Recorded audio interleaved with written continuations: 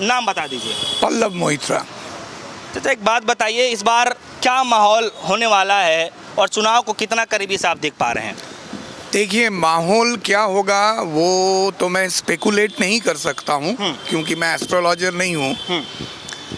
मेरे लिए क्या मुद्दा है या दूसरों के लिए क्या होना चाहिए, इसके बारे में थोड़ा प्रकाश डाल सकता हूँ। ठीक है। पहली बात है, देश की जो सामग्रिक परिस्थिति है, चाहे वो अर्थनीति हो, महंगाई हो, बेरोजगारी हो, महिलाओं का असुरक्षा हो, ये सभी कुछ मुद्दे हैं।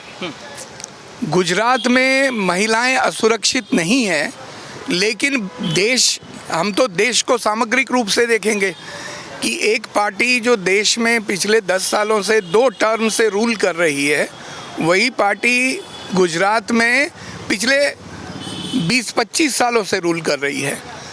तो वो देश में जो अराजकता फैली हुई है चारों तरफ, वो अराजकता गुजरात में भी फैल सकती है, किसी भी वक्त पहले फैली भी है। ये सरकार शुरू हुई थी 2014 में अखलाक के मौत के साथ और अवार्ड वापसी के साथ। हम क्या खाएंगे, हम क्या पहनेंगे, हम क्या पढ़ेंगे, ये दूसरा कोई मुझे नहीं बताएगा। ठीक है। मैं खुद तय करूंगा कि मैं क्या खाना चाहता हूं, क्या पहनना चाहता हूं और क्या पढ़ना चाहता हूं, या कौन सी फिल्म देखना चाहता हूं। जबरदस्ती सरकार बैन तो लगा सकती है, लेकिन मैं किसी न किसी तरह से उस फिल्म को एक्सेस कर लूँगा और देखूँगा भी। सवाल ये उठता है कि मैं रिटायर हो चुका हूँ, लेकिन मेरे आसपास जो नौजवान खड़े हैं, सबको रोजगार चाहिए। बिजनेस की स्थिति जो है वो अच्छी नहीं है। आज के न्यूज़पेपर का खबर है कि 10 लाख करोड़ बैंकों का एनपीए माफ़ किया गया। ये पैसा किसका था, किसने बैंकों से उधार लिया और किसके एनपीए हुए, ये मुद्दे ज़रूरी हैं। और मैं समझता हूँ कि इस चुनाव में मेरे बताए हुए जो मुद्दे हुए, ये मुख्य होना चाहिए। लेकिन आपको लगता है कि मुख्य हो पाएगा? होना तो चाहिए। महंगाई सब लोग झेल रहे हैं। 100 के ऊपर पेट्रोल सब लोग खरीद रहे हैं, क्योंकि गुजरात में वाहन बहुत ज़्यादा है। स्कूटर तो लगभग सबके पास है, तो वो पेट्रोल खरीदते हैं और उनके जेब पे उसका असर पड़ता है। वो मार्केट में सब्जी खरीदने जाते हैं, अनाज खरीदने जाते हैं, उनके जेब पे असर पड़ता है। तो मुद्दा बेरोजगारी, महंगाई, अराजकता देश में, ये होना ही चाहिए। और महिलाएं सबके घर में हैं। अगर यूपी या दूसरे स्टेट में महिलाएं असुरक्षित हैं, तो कल जाके यहाँ भी हो सकती हैं, कल जाके यहाँ भी कोई घटना घट सकता है। ठीक है, लेकिन आप दूसरा, एक कम्युनल वातावरण जो तैयार किया गया है इतने साल से, बहुत सोचे समझे तरीके से, हम उस कम्युनल, मेरा उम्र जितना हुआ उस दरमियान मैं जब बड़ा हुआ, स्कूल में पढ़ा, वो माहौल में हम बड़े नहीं हुए।